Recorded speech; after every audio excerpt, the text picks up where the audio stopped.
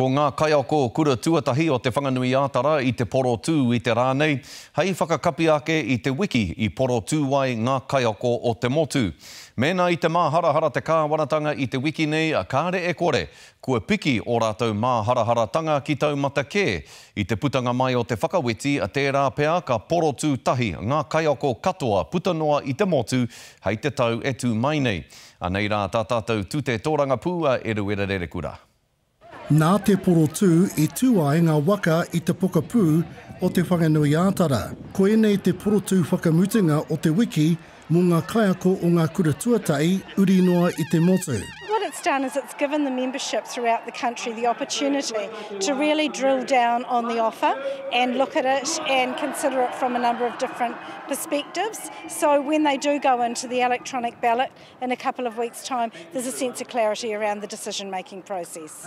Hei tā te rūroa, te rāpea he poro tū nui anō kei te pai tata. Possibly we'll be aligning with our secondary colleagues. That's a decision yet to be made. Ei tā tēnei kaiako no whakatū ko te tūmanako ka aro mai te kāwanatanga ki o rātou tono. I te mea e waua ki te whakaki i ngā tūranga maita. Tuatahi i te utu, kia utua ki ngā kaiako, kia ratarata mai rātou ki ngā mahi o te kaiako.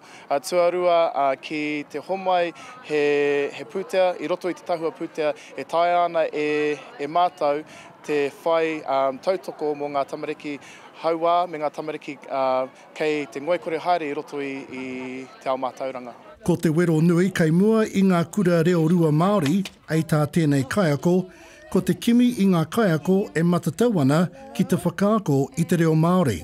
Ahakoa te mahi nui o ngā whare wānanga, he toko iti ngā tangata kei te uru atu ki roto i nei tūmo mahi. Ko te pātai nui i nāe nei, ai rā nei, ka tūono ngā kaiako o ngā kura tuatai ki ngā kura tuarua poro tū ai. Ei te wāpea ki te ai. I ruerere kura te karare.